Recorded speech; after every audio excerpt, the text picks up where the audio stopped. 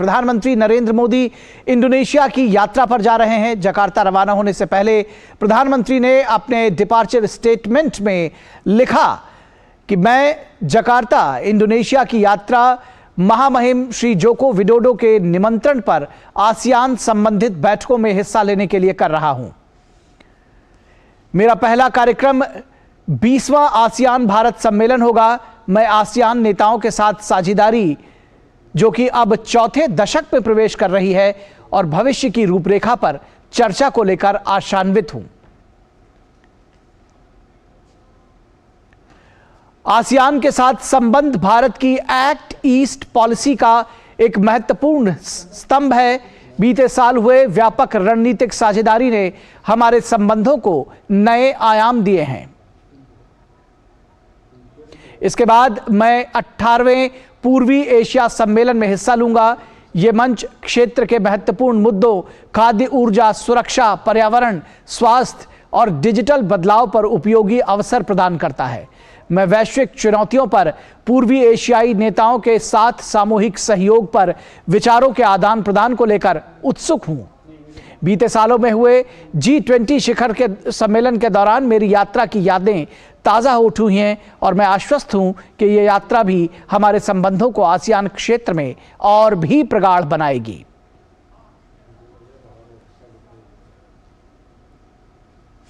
तो प्रधानमंत्री नरेंद्र मोदी इंडोनेशिया की राजधानी जकार्ता के लिए रवाना होंगे अब से थोड़ी देर में, और वे गुरुवार को 20वें आसियान भारत शिखर सम्मेलन में हिस्सा लेंगे। वहीं 18वें पूर्वी एशिया शिखर सम्मेलन में भी वे शिरकत करेंगे।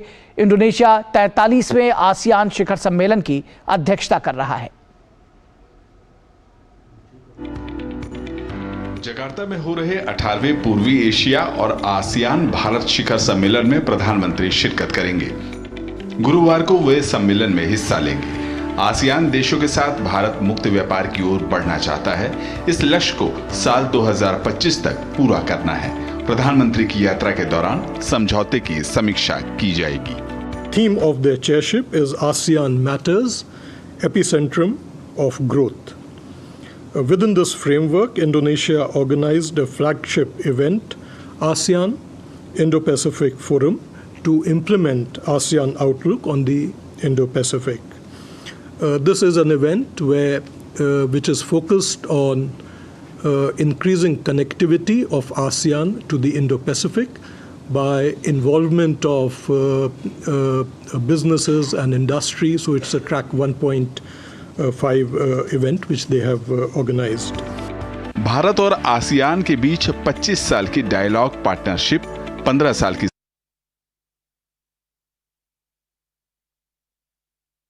आज से देखें तो भारत और आसियान के बीच सहयोग तेजी से बढ़ रहा है, और अभी भी इसमें कई संभावनाएं बरकरार हैं। आसियान भारत का सबसे बड़ा व्यापारिक भागीदार है। आसियान के साथ भारत का अनुमानित व्यापार भारत के कुल व्यापार का लगभग 10.6% है। भारत के कुल निर्यात का आसियान से निर्यात लगभग 11.28% का है। भारत आसियान के बीच सहयोग के लिए आसियान भारत सहयोग कोष, ASEAN Bharat science and technology development कोष और आसियान भारत ग्रीन फंड स्थापित किए गए हैं। वहीं प्रधानमंत्री नरेंद्र मोदी जकार्ता में पूर्वी एशिया शिखर सम्मेलन में भी शामिल होंगे, जहां वे इस मंच के 17 अन्य सदस्य देशों के शीर्ष नेताओं के साथ अनेक मसलों पर चर्चा करेंगे। साल 2005 में आसियान देशों के पहल पर पूर्वी एशिया सम्मेलन की शुरुआत हुई थी, जिसकी स्थापना के समय से ही भारत इसका सदस्य है। भारत के अलावा पूर्वी एशिया सम्मेलन में ऑस्ट्रेलिया, चीन, जापान, न्यूजीलैंड, कोरिया, रूस और अमेरिका भी शामिल हैं। ईस्ट एशिया शिखर सम्मेलन के मंच पर दुनिया के तमाम बड़े नेताओं की मौजूदगी में वैश्विक चिंताओं पर मंथन तो होगा, साथ ही इंडो पैसिफिक के फ्री नेविगेशन से लेकर के वैश्विक व्यवस्थाओं में कानूनी प्रावधानों को बेहतरी से लागू करने पर भी फोकस रहेगा। रीजनल इश्यूज, ग्लोबल इश्यूज, ये जो है इनके ऊपर बातचीत होती है।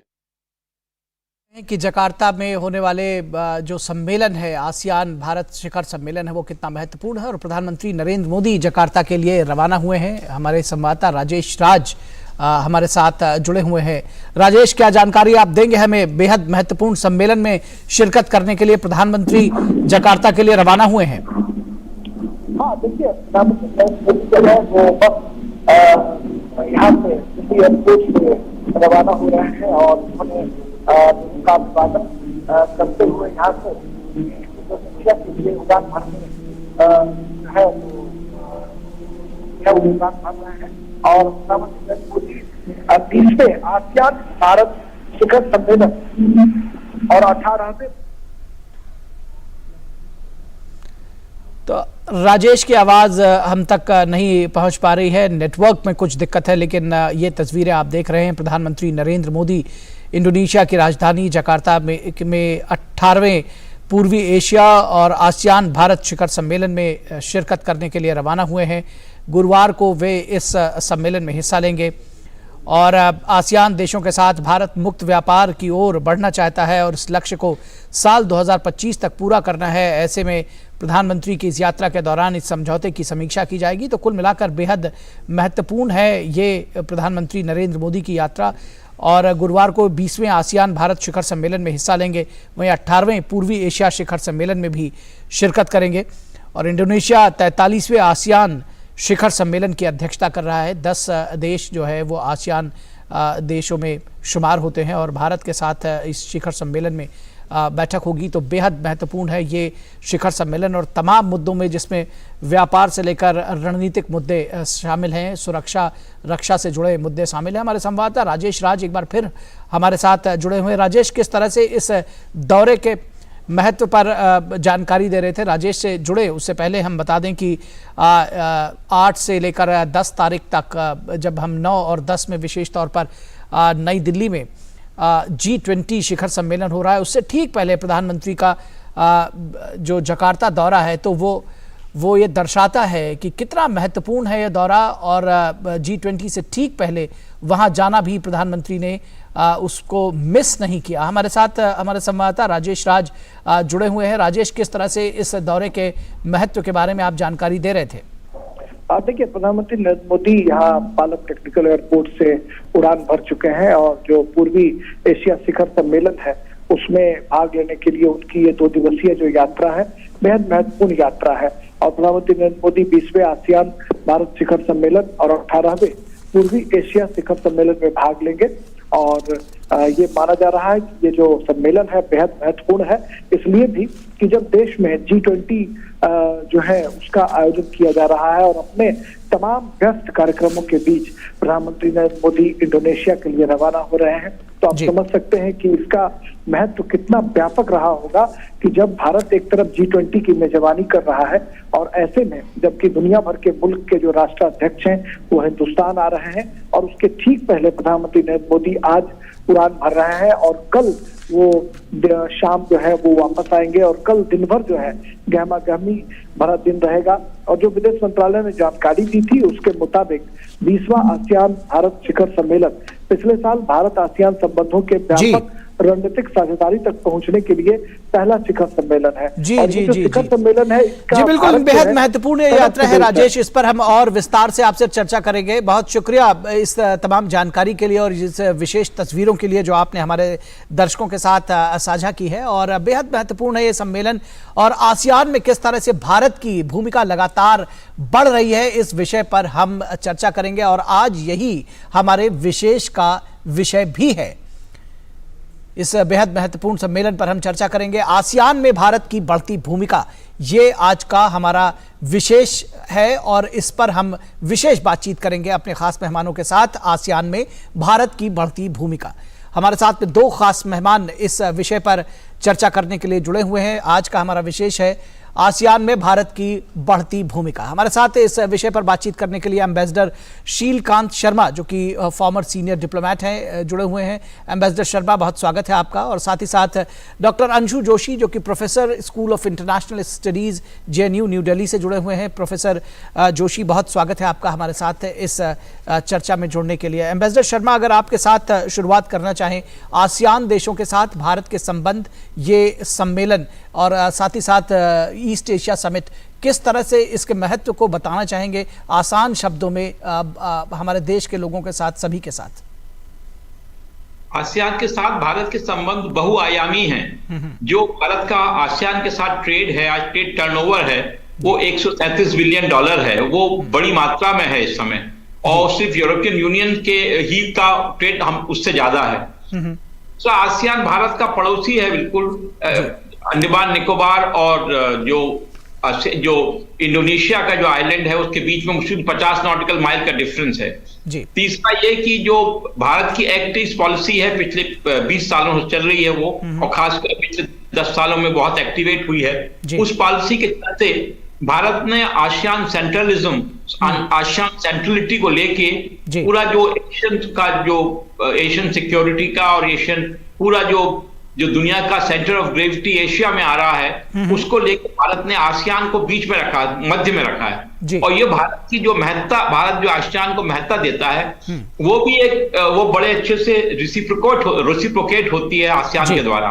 और जो समिट है उसमें भारत देखिए बहुत महत्वपूर्ण रूप से जा रहा है, क्योंकि भारत, सब जानते हैं कि भारत G20 को होस्ट करने वाला है एक दिन में, और उसके बावजूद भी भारत प्रधानमंत्री जो हैं वो इतना समय निकाल के आसियान में प्रस्तुत हैं। तो ये भारत की एक सबसे बड़ी इंपॉर्टेंट बात है कि भारत सेंसिटिविटी को समझते हैं। हमारे, खासकर हमारी लीडरशिप, हमारे प्रधानमंत्री सेंसिटिविटी को समझते हैं, इसलिए आसियान के साथ खड़े हो रहे हैं वो। और इस मौके पे आसियान की एक और बताना चाहूंगा बात की, आसियान थोड़ा सा एक क्राइसिस में भी है, बिकॉज जो नया कोल्ड वॉर आज की बात चल रही है उसमें चीन और अमेरिका के बीच में जो टेंशन है बढ़ रहे हैं, जो इंडो पैसिफिक है उसमें भी टेंशन बढ़ रहे हैं, नॉर्थ कोरिया की जो गतिविधियां हैं उनसे लगातार सब कंसर्न बढ़ रहा है लोगों का। साउथ कोरिया अभी आसियान के साथ समिट में आते हैं, जापान भी आते हैं, तो इनको भी कंसर्न है।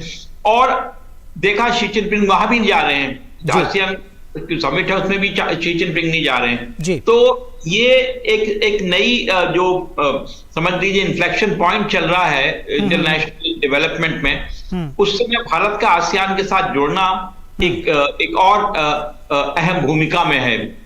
जी निश्चित तौर पर। प्रोफेसर जोशी, आपसे अगर समझना चाहें, जिस तरह से एम्बेसडर शर्मा ने इसको विस्तार दिया है, आसियान में की जब बात करते हैं तो उसमें हिंद प्रशांत क्षेत्र में नियम आधारित व्यवस्था में उसकी एक बड़ी भूमिका है। तो किस तरह से देखती हैं कि तमाम जो विविध विषय हैं वो आसियान के साथ छूते हैं, वो सिर्फ आर्थिक ही नहीं है बल्कि रणनीतिक एक साझेदारी भी है भारत की, और वो बेहद महत्वपूर्ण है। कैसे इसको बताएंगी? निश्चित तौर पर जब हम आसियान का नाम लेते हैं और इससे जुड़े हुए जब हम 11 सदस्य देशों को जब हम देखते हैं, तो चाहे इंडोनेशिया हो या फिलीपींस हो या म्यांमार हो, कंबोडिया हो, वियतनाम हो, और भी जो सदस्य देश हैं, तो बहुत वर्षों से द्विपक्षीय स्तर पर भारत के इन देशों के साथ संबंध रहे हैं और बहुत पुराने प्राचीन सांस्कृतिक संबंध रहे हैं। लेकिन हिंद प्रशांत क्षेत्र में जब हम आसियान की एक संगठन के रूप में भूमिका को देखते हैं, तो जो सामरिक बिंदु है वो बहुत महत्वपूर्ण हो जाता है, उसके साथ ही व्यापार का बिंदु भी बहुत महत्वपूर्ण हो जाता है। और यही कारण रहा कि हालांकि पूरे शीत युद्ध के दौरान ये तमाम जो देश थे ये अलग अलग खेमों से जुड़े हुए हमें नजर आते हैं। तो भारत और इन तमाम देशों के एक ग्रुप के रूप में इस प्रकार के संबंध हम उतने प्रगाढ़ नहीं देखते हैं, जबकि 1967 से आसियान बन चुका था। 90 के दशक में जब कोल्ड वॉर, शीत युद्ध खत्म हुआ और जब ग्लोबलाइजेशन ने और ओपन इकोनॉमी ने हमारे विशेषकर विकासशील देशों के दरवाजों पर दस्तक देनी शुरू करी, तब भारत ने इस मौके को समझा, संभावनाओं को तलाशा और लुक ईस्ट पॉलिसी के तहत आसियान जैसे संगठनों से जुड़ना शुरू किया। और फिर कुछ समय बाद भारत ने इसको और गतिशीलता प्रदान करते हुए एक्ट इंडिया पॉलिसी पॉलिसी को लेकर के भारत आगे बढ़ा। और इसके तहत आसियान के साथ भारत के बहुआयामी स्तर पर जो संबंध है वो प्रगाढ़ हुए। तो आज हम देखते हैं कि सुरक्षा और सामरिक दृष्टि से न सिर्फ इंडो पैसिफिक रीजन को स्वतंत्र और गतिशील बनाए रखने के लिए, इसके साथ साथ हम देखते हैं कि यदि हम जियोपॉलिटिकली देखें तो एक इस प्रकार का इंफ्रास्ट्रक्चर, इस प्रकार का मार्ग बनाने के लिए, ताकि न सिर्फ ट्रेड के लिए, सामरिक दृष्टि से भी इस क्षेत्र में इस प्रकार की व्यवस्था की जा सके कि शांति और सुरक्षा को बहाल किया जा सके। आसियान और भारत के संबंध मुझे बहुत महत्वपूर्ण नजर आते हैं। जी जी, निश्चित तौर पर।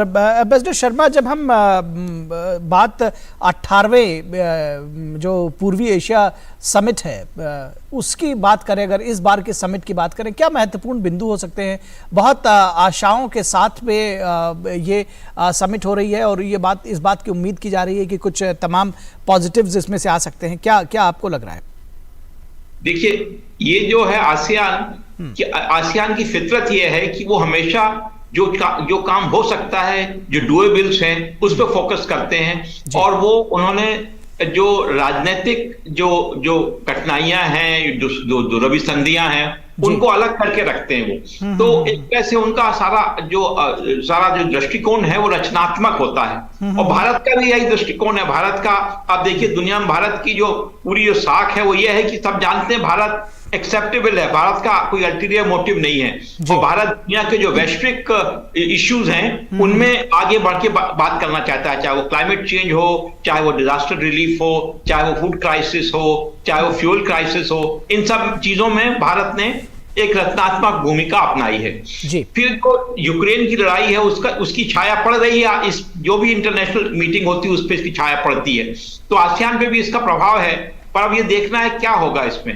और आसियान के देशों ने भी अभी तक रशिया को की भर्त्सना करने से बचे हैं वो लोग। जी जी जी जी। अच्छा, दूसरा ये है कि जो चीन है, चीन का जो साउथ ईस्ट जो साउथ चाइना सी है, उसमें चीन का जो दृष्टिकोण है उसको लेके भी आसियान में चिंता है। मलेशिया, वियतनाम, फिलीपींस, इन लोगों ने चीन की जो अप्रोच है उसके खिलाफ आवाज उठाई थी। अभी पिछले दिनों भी जब मैप का जो इशू आया था उसको लेकर के भी सीधे वो स्थिति आई थी। एम्बेसडर शर्मा, आपकी बात को अगर आगे बढ़ाए प्रोफेसर जोशी आपके साथ में, दरअसल मैं ये समझना चाहूँगा कि अगर इस शिखर सम्मेलन 20वें आसियान भारत शिखर सम्मेलन की बात करें तो आपको लगता है कि क्या टेक अवेज हो सकते हैं या क्या महत्वपूर्ण बिंदु हो सकते हैं इस बार चर्चा के? देखिए, भारत और आसियान के बीच में जब हम देखते हैं निखिल, तो 30 से भी ज्यादा डायलॉग मैकेनिज्म्स पहले से ही एस्टेब्लिश्ड हैं और ये अलग अलग सेक्टर्स जो हैं इससे जुड़े हुए हैं। तो चाहे पॉलिटिकल कनेक्ट हो, सोशियो कल्चरल कनेक्ट हो, या सांस्कृतिक संबंधों को प्रगाढ़ करने की बात हो, चाहे इस प्रकार के व्यापार को बढ़ाने की बात हो कि जिसमें आसियान को एक संगठन के रूप में, भारत को एक देश के रूप में फायदा मिले, या हम अलग अलग फंड्स देखें जो भारत और आसियान के बीच में बने हुए हैं। तो आसियान इंडिया कोऑपरेशन फंड बना हुआ है, ASEAN India S&T development fund बना हुआ है, आसियान और भारत के बीच में ग्रीन फंड बना हुआ है, आसियान और भारत के बीच में कई इंफ्रास्ट्रक्चरल प्रोजेक्ट्स को लेकर भी काम चल रहा है।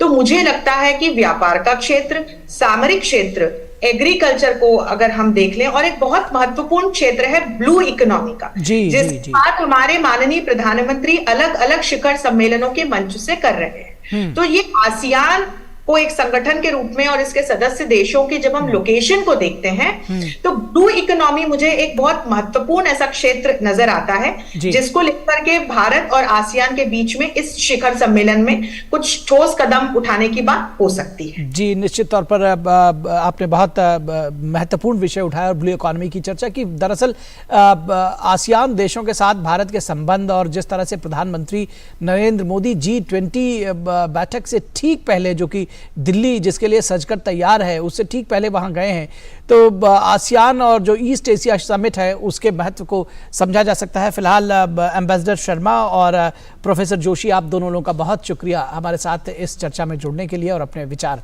हमारे साथ साझा करने के लिए।